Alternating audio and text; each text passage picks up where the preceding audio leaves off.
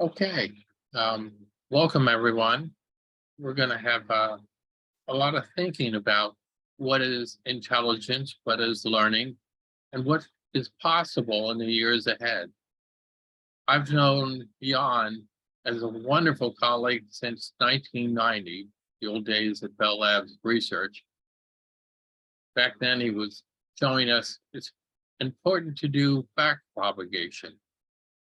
Since then, he's done so many wonderful things. And more recently, he and the godfathers of AI, or godfathers of deep learning, have given us the idea that deep learning is a powerful idea, which has really struck a chord worldwide. So that's about it. He's done it all, and he hasn't stopped yet. So I'm curious what he's going to do next. So let me now turn it over to you, Yann. Dr. Yann LeCun. Thank you, Doug. Well, thank you for the invitation first. A real pleasure to be here. I hope you can soon see my slides. Okay, a path towards autonomous AI. This is the title of my slide, and I'm somehow not seeing my first slide, but that's my fault.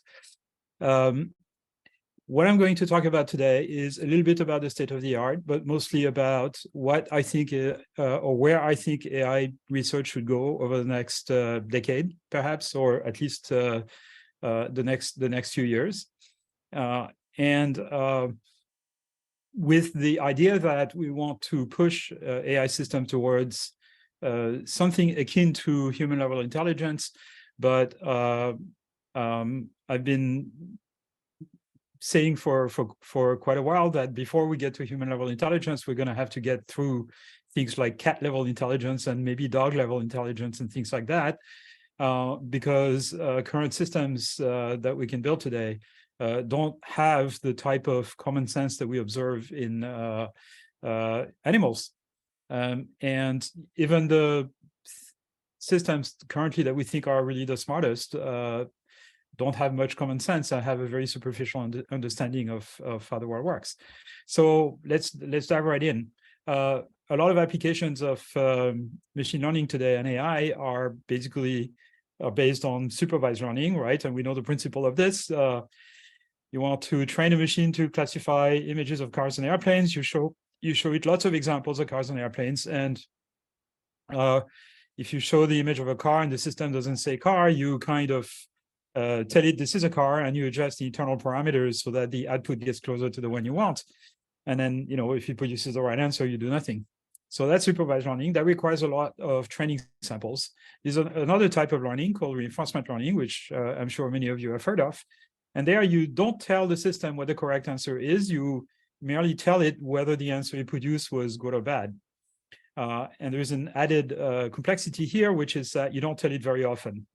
It could be that the system plays chess, and then at the end of a game, it gets to figure out whether it won or lost, and then it has to adjust its parameters. So that's called sparse reward.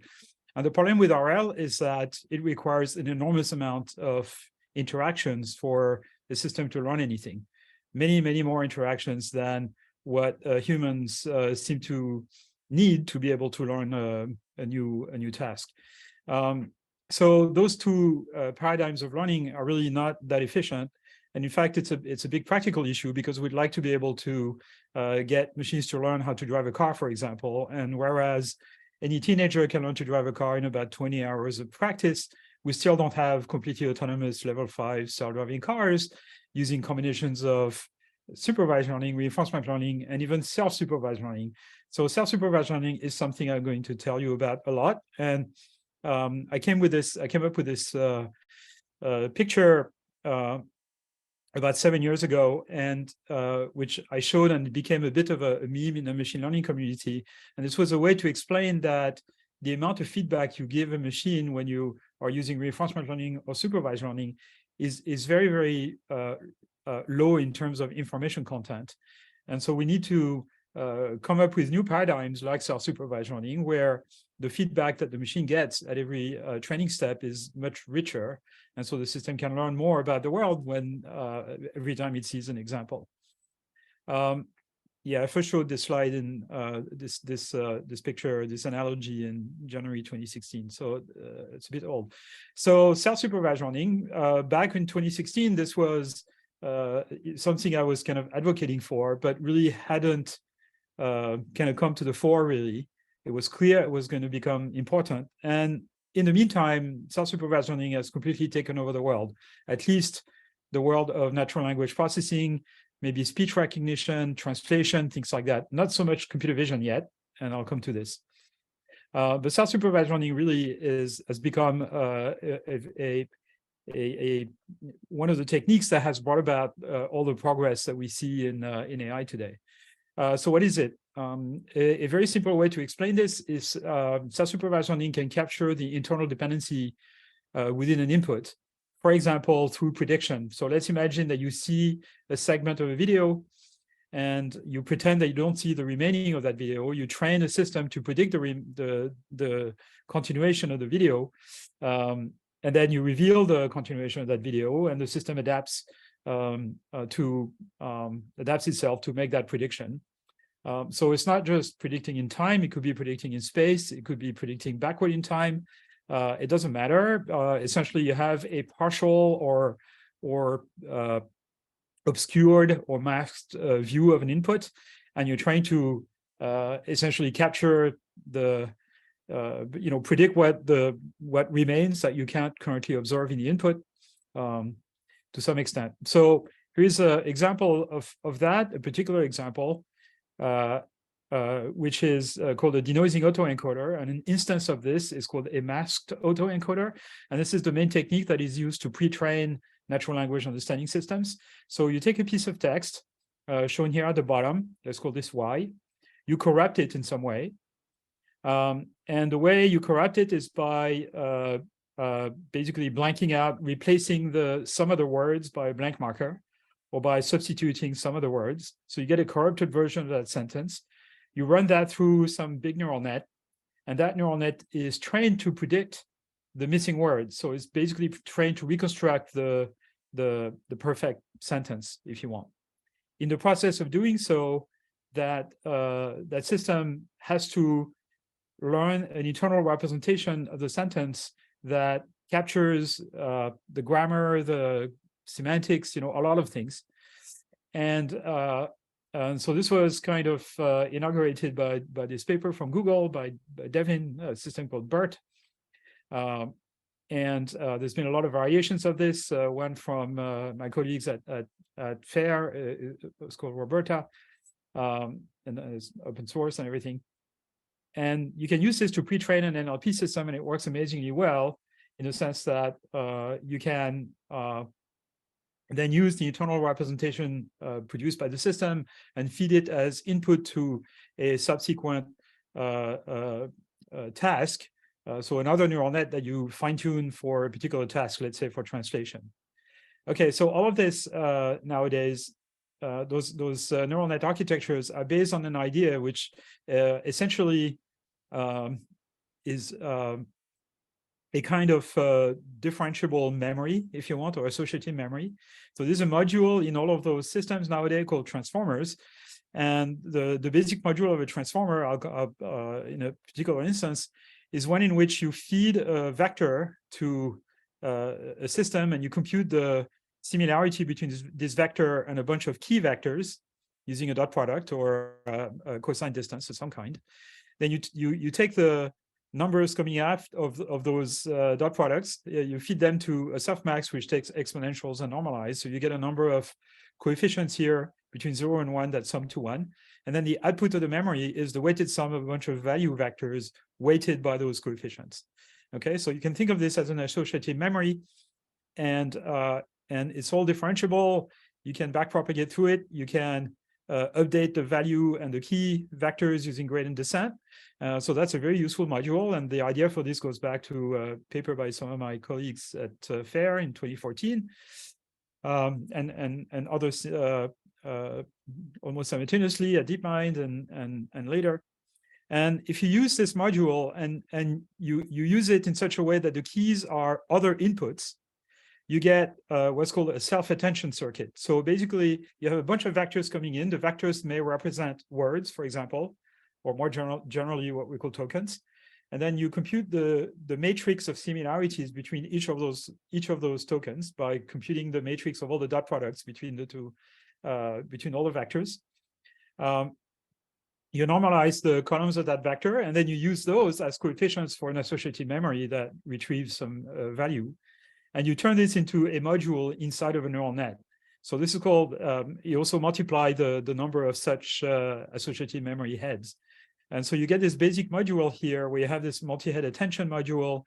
You normalize the outputs, and then you have a layer of a neural net. You normalize again, and that's basically what's called a transformer module. You stack n layers of those, and that gives you a transformer. There's another piece here which is designed to kind of produce output tokens also auto-regressively, which I'm not going to go into. So this type of architecture has been incredibly powerful. The reason being that those are really useful. Those transformers are really useful when the input tokens are meant to represent objects. And what matters is the relationship between those objects. The reason being that the function computed by a transformer is equivariant to permutation. So if you permute the input tokens and you run through the transformer, the output will be permuted the same way, but otherwise unchanged. So that's a very interesting property, because it means that it doesn't matter in which order you show the things on the input, the system will figure out, like, which combination of input matters for computing the output, and will produce essentially the same output up to a permutation. So this is similar to the kind of property that we have in convolutional nets, where in convolutional nets, when you shift the input, the output is shifted, but otherwise unchanged. The combination actually of convolutional net and transformer is very powerful in a lot of situations. So you can use this for a lot of different applications, including things like getting systems to understand language in multiple languages.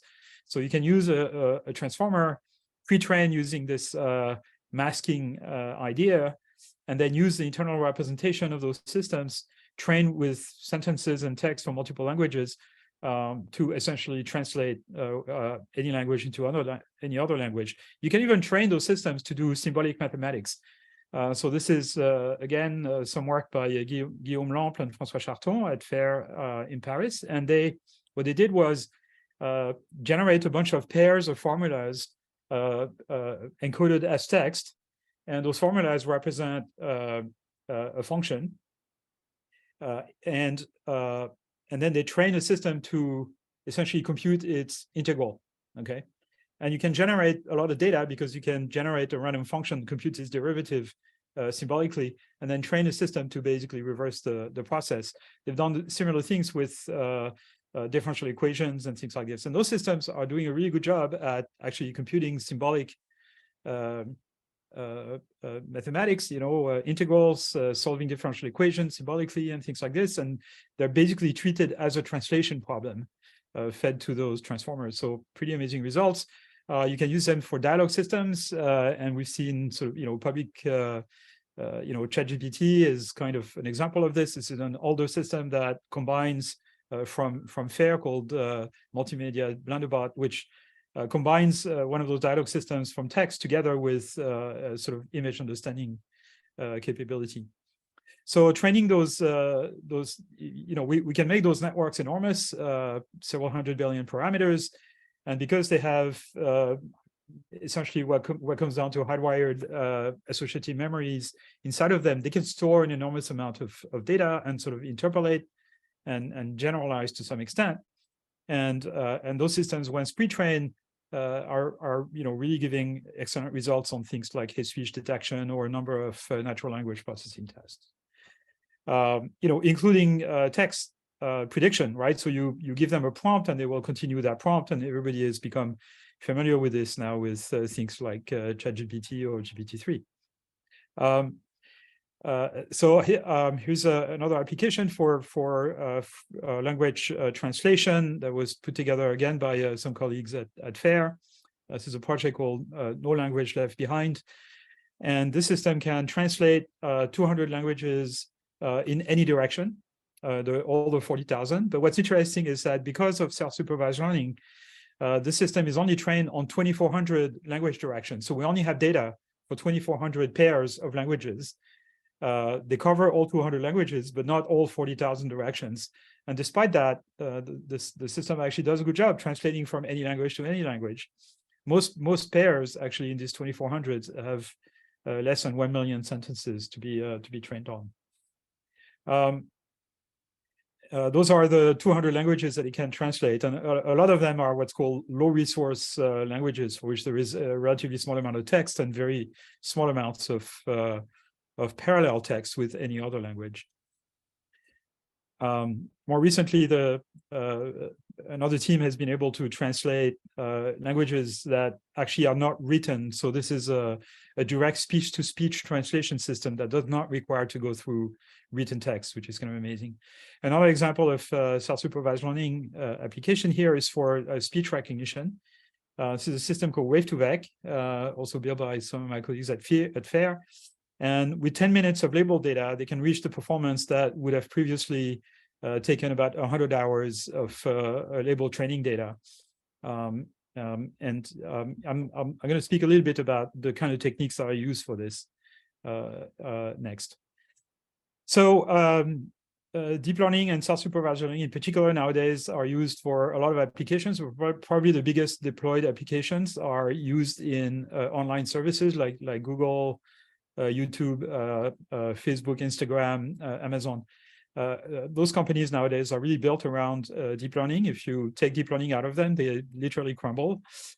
And what those methods are useful for is basically dealing with the information deluge and ranking things like search results, answers to questions and things like this. And that requires machines to understand content, of course. Translation, of course, is a big application, and speech understanding, speech recognition, and speech synthesis, of course, because about 800 million people in the world are illiterate, 300 million are visually impaired, and 3 billion people can't use technology today because they just don't have access to it or the required skills. So AI is going to help bridge that gap, and that's a big positive application of AI. A big application of AI developed in online services, particularly things like Facebook, particularly those systems I was just mentioning, transformers pre-trained with self-supervised learning, is for things like hate speech detection and content filtering more generally, or what we call integrity. There's been an enormous amount of progress in the accuracy of those systems in the last 4 or 5 years due to this progress. And so those large NLP systems have been deployed for several years by Meta and Google and others. This is not a new phenomenon, even though the public just realizes that the extent to which those things work well recently. But those things have been really deployed on a very, very large scale for years now. For example, hate speech detection on Facebook can be done preemptively by AI system before anybody sees a piece of content about 95% of the time nowadays. And that number was closer to like 30% about 4 years ago. So again, progress in AI has direct impact on services that people use every day, but they don't realize it because it's behind the curtain a little bit. Of course, a huge amount of progress recently in generative AI systems, and a lot of them are based on what's called auto-regressive generative architectures. So it's very similar. The way you train those systems is very similar to what I talked about before. You take a piece of text and you mask part of that text, and you train the system to predict the parts that are being masked, that are not available. But in the case of large language models or auto-regressive generative architectures, the only thing you mask is the last token. Okay, so I take a piece of text, turn it into a sequence of tokens, basically words, and take the last one out, and train a system to predict that last word by showing it to it. So it's self-supervised because you're using a supervised learning algorithm to basically predict the next word, but it's self-supervised in the sense that you don't need anyone to manually label the output. It's part of the input. Okay, so take a sequence of tokens, run it through an encoder, let's say a big transformer, run this through a small network that is going to produce the next token, or at least a probability distribution over the next token. And then the auto-regressive prediction is that now you take that predicted token, shift it in the context. Now the context is shifted by 1 to the left, and predict the next token. Okay, this is how ChatGPT works today, and many others. Okay, so I put one token after another. Those things can be trained with, can have billions of parameters, anywhere between 1 billion and 500 billion. They're trained with enormous amounts of data, something like a couple trillion tokens extracted from text corpora on the internet. And then you can fine-tune them for various applications, dialogue, question answering, etc. There's been a number of those systems that have been built in various companies, but the only one that has made it widely available to the public is ChatGPT, which is why everybody is talking about it. The other one had been sort of kept behind the walls. And the reason for this is that those systems are not really reliable. They produce text, but the text is not factually correct. And so companies like Google and Meta have a lot to lose by putting out a system of this type that will spew nonsense. It's much easier for a small company like OpenAI to do this. The performance is kind of amazing, really, but those systems make stupid mistakes, and they make factual errors, logical errors. Their outputs are inconsistent. They are very influential, depending on the prompt that you type. They may agree with you that 2 + 2 = 5. They have limited reasoning ability, no way to really control the toxicity of what they produce. And what's more important is that they have no knowledge of the underlying reality of the world. They're purely trained on text, and so their understanding of the world is really superficial. They have no common sense, really, or very superficial forms of common sense. And they can't really plan an answer because they produce those tokens one after the other. Excuse me. But you can use those techniques also to generate images. So this is a system called Make a Scene that was produced again by my colleague at FAIR last year, where they use one of those autoregressive transformers to produce image tokens from which an image can be generated and sort of made nice. So that system can generate images from a textual description as well as a sketch, perhaps, of the type that you see here at the bottom. And every time you ask it to generate an image, it will produce a different one. And so those are, there's been comparable systems produced by OpenAI and Google and various others using either autoregressive synthesis or diffusion model, which is kind of a different technique for the same thing. And those are really impressive. I mean, they're probably going to have a big impact on content production, because it gives a lot of sort of creative ability to people who don't necessarily have the technique for producing things. So this is a different system. So this one is available to play with. Make a video.studio. This was again produced by my colleagues at FAIR, and it's using a diffusion model to produce short videos from a textual description, including things like swimming fish and dancing robots and sailboats and whatever. Okay, but the long-term vision of AI is that we'd like to have virtual assistants that essentially have human-level intelligence. And there are practical applications of this, believe it or not, in particular because maybe a decade or two from now, we will not be carrying smartphones in our pocket. We'll probably be wearing augmented reality glasses or things that can dialogue with us at all times, perhaps have vision capability and superimpose information on top of the real world, as we walk down the street. And so basically merge the real world and the metaverse, if you want. And to be able to have assistants of this type, we need machines that essentially have common sense, that have human level intelligence.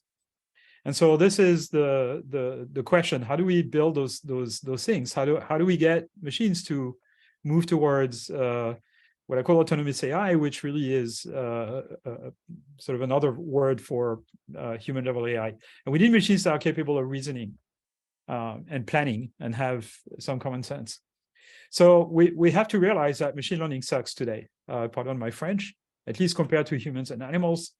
As I said, supervised and reinforcement learning require insane amounts of samples, whereas humans and animals seem to be able to learn very quickly from a small number of interactions or examples. And they do have common sense that is accumulated, and the question is how. Now, the systems I talked about, most deep learning systems today, including things like large language models, have a constant number of computational steps between their input and their output. And that really is not a good way of doing reasoning. Reasoning can take a very long time, unbounded amount of time. And so how do we get machines to reason? Those systems, because they are reactive and produce one token after the other, cannot plan. They are reactive, okay? And so humans and animals understand how the world works. They can predict the consequences of their actions. They can perform chains of reasoning with essentially unlimited number of steps. They can plan complex tasks by decomposing them into sequences of subtasks. How do we get machines to do that? And the first question, of course, is how do humans and animals learn so quickly? With self-supervised learning, perhaps, but here is a chart that shows at what age babies learn basic notions about the world. Things like intuitive physics, the fact that every object has inertia and will fall under gravity. This is learned by babies around the age of 9 months. So it takes quite a while for babies to observe the world in ways that allow them to understand intuitive physics, essentially. And it's a continuous process, starting from day one, essentially, actually, probably before being born. So how can babies learn how the world works? How can teenagers learn to drive in about 20 hours of practice, whereas we still don't have self-driving cars? How is it that perhaps common sense results from the accumulation of all of this background knowledge that is learned? Okay, so I think that takes us to the three main challenges for AI and machine learning over the next decade or so. One is learning representations and predictive models of the world. I'll talk in more detail about what I mean by predictive models. And that's going to use self-supervised learning to reason, and learning to plan complex action sequences. I must say that number 3 is not something that anyone can do today. So I'll start by giving a framework. I call that a cognitive architecture capable of reasoning and planning. And there is a position paper that I put online the beginning of last summer at this address, Open Review. It's a discussion forum, so you can make comments and ask questions there. I gave a technical talk a few months ago at Berkeley, which is on YouTube, which is sort of another version of the talk you're about to hear now. So here is the cognitive architecture. It's a modular system that is basically built around this a world model. And the world model is meant to represent all the knowledge about how the world works that the system has learned from mostly observation, a little bit from interaction. And the world model basically is there to predict what the world is going to look like, starting from the observed state of the world given by the perception system, and given the set of actions that we can imagine. So if we can imagine how the world is going to change as a result of our actions, then we can plan a sequence of action to arrive at a particular goal. Whether the goal is satisfied will be measured by a cost function. So this is a module inside the system that measures to what extent the predicted state of the world will satisfy a goal or task that we set the agent to fulfill. And what the system is going to do is basically figure out a sequence of actions that, when fed to the world model, is going to predict that the task is going to be fulfilled given the current state of the world estimated from the perception. You can ignore the other modules for now. I'll come back to them. Now, this idea of having a cognitive architecture goes back a long time in the history of AI. And I thank Pat Langley for pointing me to this paper of his that is a review of a lot of this work over the years. So many systems, I'm going to say a lot of those systems, integrate perception, action, planning, etc. Planning being a really important component of AI classically. Few of them have learning abilities to the extent that I'm hoping this architecture eventually will have. So for most of those architectures, learning is, the emphasis is on planning and solving problems and and kind of storing memories and things like that, rather than learning in the sense of neural net learning, if you want. But a lot of background work on this. So how do we use this model? Okay, so the simplest one is what I call mode 1. This is by analogy to Daniel Kahneman's system 1, which is sort of a subconscious reaction. So you observe the world, let's call it X, run it through a perception system, also known as an encoder. It gives you a representation of the state of the world as 0. And from this, you directly compute an action to take. So this is completely subconscious. And there is a little neural net here, or maybe a big one, that just computes what action you should take, given the current task that the system is configured to solve. Okay, so that's mode 1. There is mode 2, and mode 2 is really the more interesting one. So that involves planning and reasoning.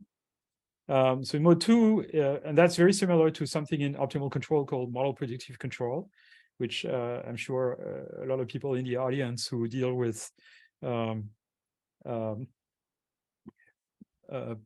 controlling aircrafts, for example, are very familiar with. So again, the state of the world, the observation from the world is this X variable, goes to an encoder that estimates the state of the world. It's of course, abstract representation. And then the system proposes a sequence of actions, and from the sequence of actions predicts the sequence of internal states, or the sequence of state representations of the world that will result from taking those actions. And those states are fed to the cost function. And what the purpose of the system now is to figure out a sequence of action here that minimizes the cost, the overall cost. Okay, so that's model predictive control. Through optimization, figure out a sequence of action that minimizes the cost, knowing a model of the world or the system you're trying to control. There's a lot of work on this in the context of robotics, sort of learning-based robotics by people at Berkeley, for example, and various other places. Let me skip this for now. The cost module would be constructed by having multiple cost modules, some of which are immutable, called intrinsic cost. So things that would protect the system from doing stupid things and hurting itself, for example. So those would be hardwired. And then a bunch of trainable costs or critics that basically are trained to predict the cost for any particular task that you want to set the system to solve. So the costs themselves can be trainable. And then the configuration of the overall cost function will determine the task that the system is meant to do. Now, one advantage to this whole architecture is that you could imagine doing hierarchical planning. So take the X, run it through an encoder, you get a sort of low-level representation of the state of the world. But then you could run this through a second encoder that will compute a more abstract, higher-level representation of the state of the world. And within that space, you might be able to do long-term prediction. So for example, if I want to go from New York to Washington, D.C., I know that, so the cost function here would represent my distance to Washington, D.C., for example. I know that the first action I should take is probably go to the train station and catch a train. Okay, second action is catch a train to DC. Now to go to the train station, So this would represent my distance to the train station, to the Amtrak train station in New York. The first thing I need to do is get out of my building and catch a taxi to the train station. To get out of my building, I need to get out of my chair, go to the elevator, etc., all the way down to millisecond by millisecond muscle control. So this is hierarchical planning. And a big challenge, I think, for learning systems over the next few years is to figure out how to train a system end-to-end so that it discovers how to decompose complex tasks into a sequence of simpler ones, essentially. And dealing with the fact that the world is not deterministic, so you have to kind of deal with this as well. I'm not going to go into those details, but that's the idea. Hierarchical planning under uncertainty is, I think, the big challenge that we need to solve. This is what animals and humans are capable of doing, and that no AI system today really can do, as far as I know. At least no system capable of learning can do. Okay, so how are we going to build and train this world model? That's going to be a big challenge. And again, we're going to use self-supervised learning, as I explained earlier. Here is the main issue, though. If we're going to train a system to predict what's going to happen in the world, like, for example, by training it to predict what's going to happen in a video, the main issue there is that the world is not deterministic. So predicting what's going to happen in a video cannot essentially be done. There is an infinite number of plausible things that may happen in this video, and you're only going to see one in this particular instance. But the system will quickly realize that there are many plausible things, and you know, what kind of prediction can it make? So if you have a deterministic function like a neural net making a single prediction, and you train a system to minimize an error, the only thing that the system can do, if you have like multiple y for a given x, multiple future video for a given initial video segment, is basically predict the average of all the possible futures if this cost function, for example, is a least square. And that's not a good prediction, right? So you get blurry prediction. And in fact, this is exactly what happens. You see examples here at the top, video prediction, where a system has been trying to predict the frames in a video, and it makes those blurry prediction.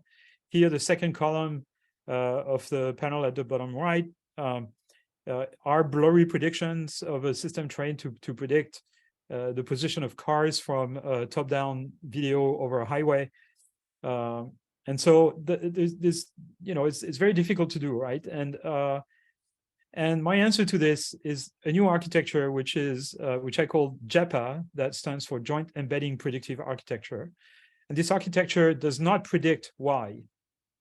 It predicts a representation of Y. Okay, so given an X, which is, let's say, initial segment of a video, and Y, which is a continuation of that video, both X and Y go into encoders, and the prediction takes place in this abstract representation space. So in this abstract representation space, the system is trained end-to-end to basically minimize the prediction error. And it's going to try to find a trade-off between extracting as much information as it can from X and Y in the form of SX and SY, but only extracting things that are easily predictable. So that all the really tough things that you cannot predict basically would be eliminated from the representations SX and SY. So this is to be contrasted with generative architectures. So the most popular set of architectures at the moment for things like self-supervised learning in NLP or in text are generative architectures, right? You give an X, you run it through an encoder and a predictor, and you predict Y, let's say the missing words or the next word in the text segment, and you minimize some prediction error. And what I'm recommending here is that because when you're trying to predict video, there's just too much information in that video that just cannot be predicted, let's eliminate that information by running Y through an encoder so that the SY now has a reduced amount of information. All the details, irrelevant details about the world are eliminated from it. And now we're going to do the prediction within that abstract space, SX and SY. So this is a joint embedding architecture, or joint embedding predictive architecture if you have a predictor here.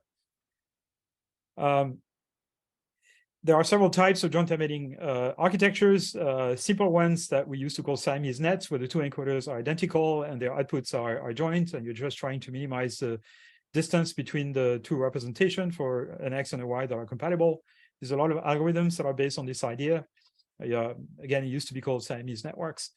There's a deterministic joint predictive architecture where this is just a deterministic function, and then a non-deterministic one in which the predictor, which is a deterministic function, accepts a latent variable z that can be varied over a set or sample from a distribution, and produces essentially a set of possible predictions or perhaps a distribution over predictions. So this is the full JEPA, this is the deterministic JEPA, and this is the joint embedding architecture without the prediction. But to understand those models, you might realize that although you can make the generative model probabilistic, there's no way to interpret joint embedding architecture as probabilistic models, because these do not compute a distribution of y given x, a conditional distribution of y given x, because to do this, you would have to invert this encoder, which may not be possible. So those are not going to be probabilistic models. And for this, I'm sort of suggesting to use a weaker form of handling uncertainty that are called energy-based models.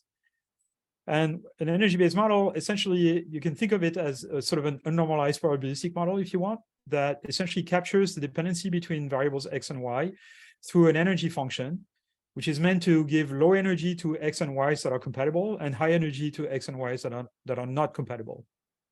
Okay, so let's say x and y are scalar values, and your training samples are those black dots. You want to train your energy function here, f of xy, which will be some gigantic neural net, so that it gives low energy to the data points and higher energy to everything else outside the data points. Okay, so think of this as representing level curves, level sets. To do inference, you might be able to do things like that. So given an x, how do I find a y that is compatible with x? I just try to find a y that minimizes the energy for while keeping x constant. To train those energy-based models, we're going to have to use one of two methods. There might be other methods that I don't know about, but pretty much all the methods I can think of fall into one of those two categories. And the main issue you have to deal with is the potential collapse of the energy function. So if you just ensure that the energy of the training samples, which are those blue dots, is low, you might end up with an energy function, an energy surface that is flat. And so therefore does not capture the dependency between the variables. So what you have to do is make sure that the energy outside of the manifold of zeta is higher. And there's two methods. One method consists in generating contrastive points, those flashing green points here, whose energy you're going to push up. And another set of method is that I call regularized method, are going to essentially minimize the volume of space that can take low energy, so that if you push down the energy of some regions of space, the other regions will have to go up in energy because there is only a limited supply of low energy volume, if you want. I prefer the second set of methods because the first set of method in high dimension will require a very large number of contrastive samples. So those are those two methods. Contrastive methods generate negative samples, or regularized methods make sure the volume of stuff that can take low energy is small. And so if you push down the energy of training samples, the rest is going to be higher more or less automatically. And I'm going to argue for the second set of methods. So I'm making sort of 4 recommendations here. Abandon generative models in favor of joint embedding architectures. Abandon probabilistic models in favor of energy-based models. Abandon contrastive methods in favor of those regularized methods, which I'll talk about in a minute. And also abandon reinforcement learning because, as I said earlier, it's very inefficient. So use reinforcement learning only when planning doesn't yield the predicted outcome, or to address the world model or the critic, which is the cost function. And a joke I make sometimes is that the purpose of reinforcement learning research should be to minimize the use of reinforcement learning because it's so inefficient. So this is not very popular within the machine learning community because those things are kind of pillars of machine learning, if you want, and I'm telling people to abandon them. I don't expect you to read this, but this is essentially a list of known methods classified as to whether they are contrastive or regularized. And so things like masked autoencoders and LLMs, etc., are contrastive methods. And the ones I'm going to talk about now are non-contrastive. So first, excuse me. Hey, Jan, Go ahead. yes, we're running up against the end of the time we have. So Yeah, give me another 5 minutes and then time for questions. that's good. Okay. you. So joint-embedding architectures, you can train them using contrastive method, and it's been relatively successful going back to the early 90s, but more popular more recently. But the more interesting stuff is those regularized methods. So that's what I'm going to talk about. In particular, a set of techniques that I called for training JEPAs that are called VICRAG. So VICRAG, the basic idea of it is you maximize some measure of information content that comes out of the encoder simultaneously with minimizing the prediction error and also regularizing the latent variable if you have one. The particular way to maximize the information content that comes out of the encoder is to make sure the variance of all the variables coming out is above a threshold, 1 in that case, and that the covariance matrix of the variables is as close to 0 as possible, so that, or essentially the identity as possible, so that the variable coming out of the encoder are uncorrelated with each other. And in fact, there is a trick to make them more independent, which I'm not going to go into for lack of time. Those things work really well for self-supervised learning. I don't want to bore you with details, but basically, if you pre-train such a system using this VICRAG technique, and then using a standard convolutional net architecture, you chop off the last layer, and then you fine-tune, you train the last layer for a supervised task, like recognizing ImageNet images. It gets very good performance that are on par with all the other self-supervised learning methods that are known. A slight variation of this can be used to do segmentation, not just recognition. It's called VICRAG-L for local. Works really well. But the last one I really want to talk about is something called H-JEPA. So this is, or H-JEPA, and this is a new technique. The paper was just put on archive less than a month ago, and this one only uses masking. So you take an image, you mask part of it, you run the full image and the partially masked image through an encoder. It's the same encoder, really. And then you have predictors on top of it that are trained to basically predict the representation obtained from the full image. But those representations are computed from the partial image. And just this type of pre-training allows to train a vision system that gives you excellent performance with relatively efficiently with a relatively modest amount of GPU training. So this is this idea, H-JEPA. And I think this idea of using masking with the joint-embedding architecture is going to take off over the next future. I'm not going to bore you with detail, but those things work really well. And what's interesting is that they give excellent results even on methods that do not use data augmentation. So basically, it's only masking, no data augmentation, and they work as well as the method that use sort of task-dependent data augmentation. Okay, so I talked about hierarchical planning already, so I'm coming to the conclusion. Essentially, steps toward autonomous AI systems we're going to use self-supervised learning in a big way to basically train a world model to predict the consequences of the actions of an agent. Uncertainty is going to be handled using this JEPA and energy-based model framework. A world model can be learned from observation with very little interaction, or at least as little interaction as possible. And then the system is capable of reasoning and planning by essentially, through optimization, figuring out a sequence of actions that minimize an objective that the agent has been configured to do. And we don't have a complete general recipe now for training hierarchical JEPA, although we're getting close with those image JEPA with masking I was telling you about. And a lot of the problems are going to be to design surrogate cars that drive the system to learn the stuff that we wanted to learn. And there's a bunch of crazy predictions, which I'm not going to go through unless you ask me questions about them. So thank you very much.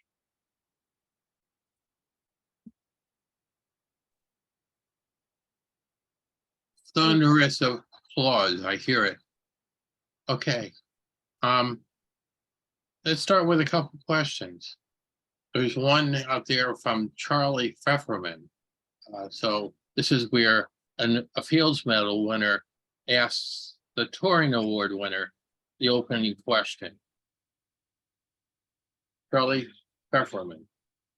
We'll wait for Cindy to turn Charlie on with the mic.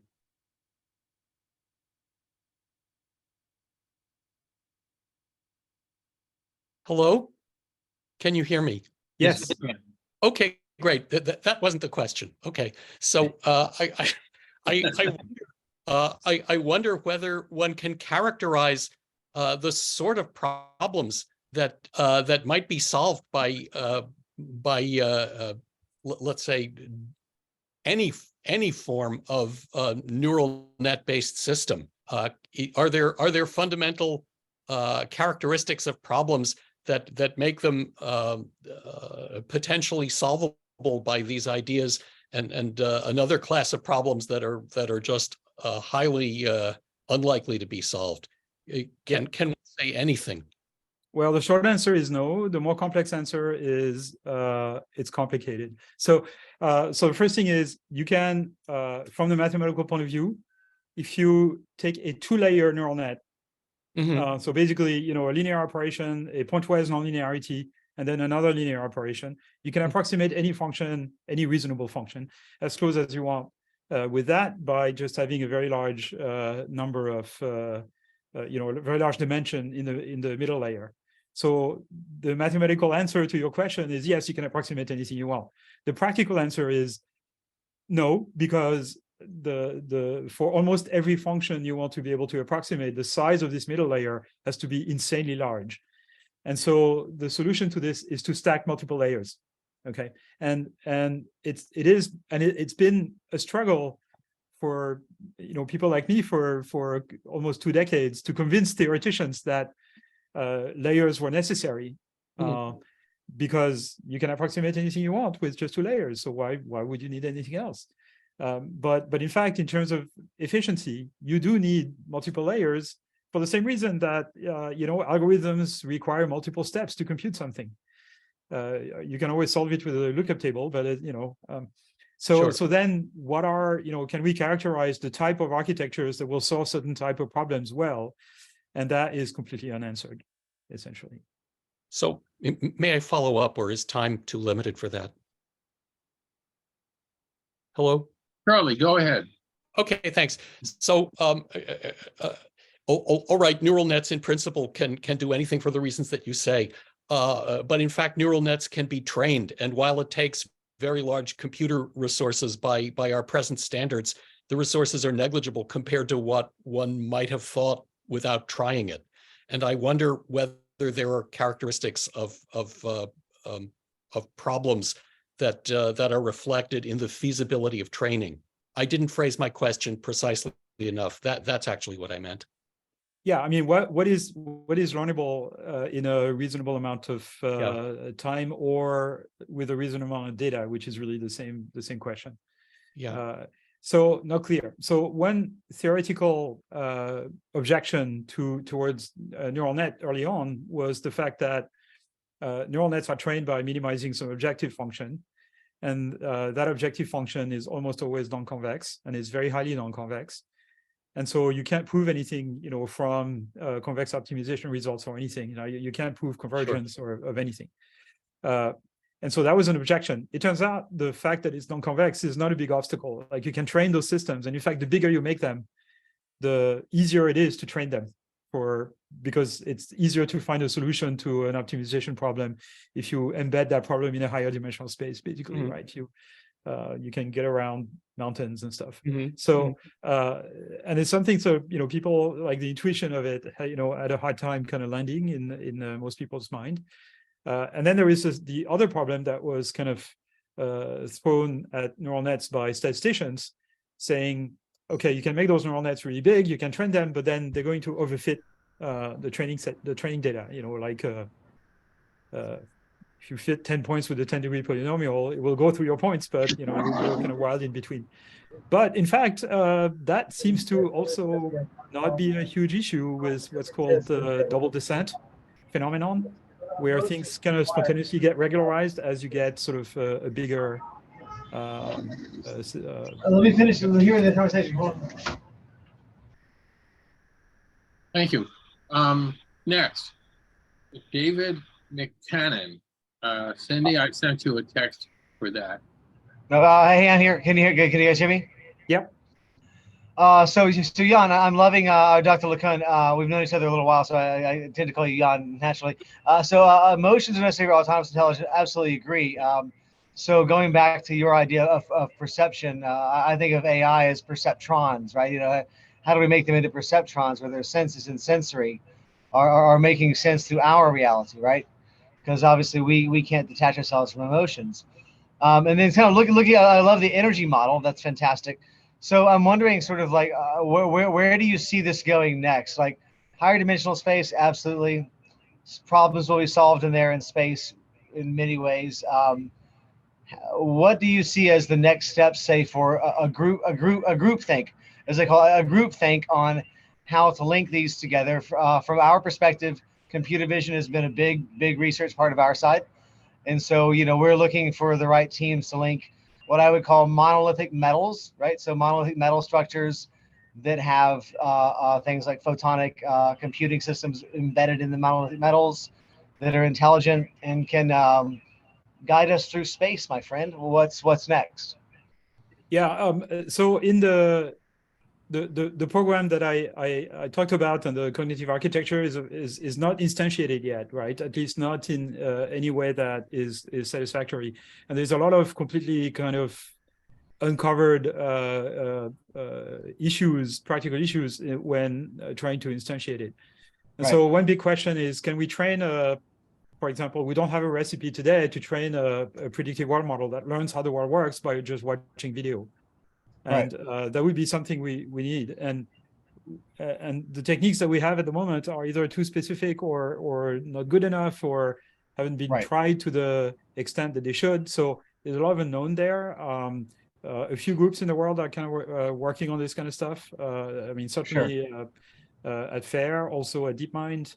Well, also, like I said, consciousness exists because we have only one world model engine. Well, also, we might argue that we each have our own kind of individual consciousness, right? Like you see the world a little different than I do, et cetera, right? So how do we, with spacecraft, I think we want to train our spacecraft. I look at our future spacecraft as living machines. You know, they're not something we have to necessarily mess with all the time. They're a living intelligence that's made of metals and crystal technologies and able to dimensionally fold space. Yeah, well, I mean, you want them to provide them with the ability to learn and adapt, you know, that are similar to animals and humans to some extent. And you know, perhaps what I'm proposing might be a way to do this, but I can't give you a proof because we haven't built the whole thing yet. So a lot of unknowns there. Right. Yeah. So in other words, like, can we say when we say language models? Can we say, let's take chemistry, and now chemistry becomes a language model with transform adapters in some way? Oh yeah. Or can we say physics? Now physics is a language model. You know, so we're cross adapting instead of saying I'm speaking English, I'm speaking physics, I'm speaking geometry, I'm speaking chemistry. Are there ways do you think we can adapt these together? So here is an example for you. The systems currently that are the best systems for predicting protein folding, for example, are transformers. They are exactly the same type of architectures that are used for natural language understanding. So you take a sequence of amino acids and you remove some of them, you train some giant transformer architecture to fill in the blanks, and then you know, you use the internal representation as input to something that is going to predict the three-dimensional structure. So whether we're speaking chemistry, physics, or English, David, we have somebody else. Yeah, I got it. Okay, this is for Pat Langley, and then we got to realize we're at the end of our time limit here. Pat, are you connected?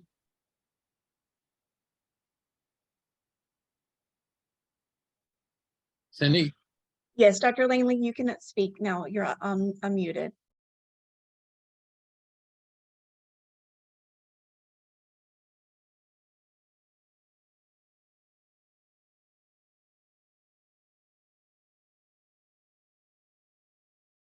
It appears that his mic is not picking up, but at this point, we are right at the 3:30 mark. What I would like to provide for our attendees, because we had an amazing amount of questions that came through. I know that we did not even probably touch a surface of all the questions and answers for you. So I'm going to get this to Dr. LeCun for him to review and get that out to everybody, because there's some anonymous questions, but I think within the community, I think everybody would appreciate of seeing the answers and questions from everybody. So I will send that out post this session once we can get everything squared up. Does that sound good for our leaders that are on the call? Yes. Wonderful. Thank you.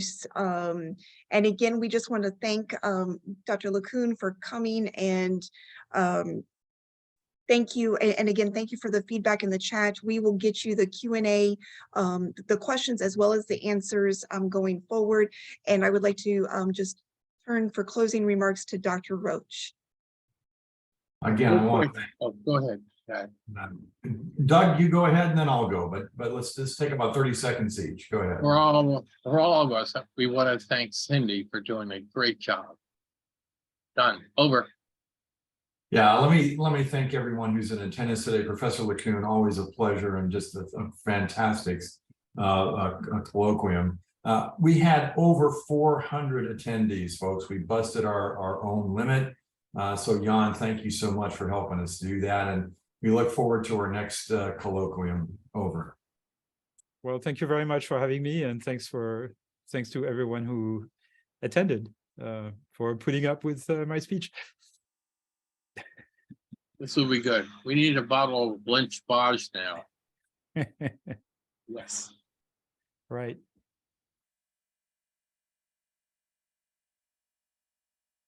Thank you, everyone. So I think we're just the panel right now, right, Cindy? All right. We everybody's departing. I would need to close the session for all, or we can wait as people drop off if you wanted to hang on. So some of the people asked questions in the chat and not in the Q&A. I tried to steer them over to the Q&A, so Okay. you All did. I will be able to pull over all the reports. It just helps it to be easier, but I will make sure that I pull both reports. Okay, sounds good. And Yann, Cindy and I were talking a little bit. We're going to try to capture the attendance, from what agencies and from which, either academia, industry, or government, try to get those statistics as well. But we had a very large crowd. I actually got kicked out at one point, so I wonder if bandwidth got a little tricky. But got back pretty, so no worries. Great talk. Thank you, gentlemen. Thank you. See Have a you. great day. I will right. end everybody. Thank you. Have a great day. You too. Cheers. Okay. Bye. Bye-bye.